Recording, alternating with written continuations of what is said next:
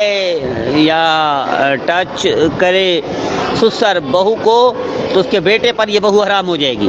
اور ساس اپنے داماد سے ملے تو اسی ساس کی بیٹی اس داماد پر حرام ہو جائے گی۔ اس کی تھوڑی سی تفصیل ہے، میں اس طرف جانا نہیں چاہتا، صرف اشارہ کر رہا ہوں کیونکہ یہ مسئلہ سنگین ہے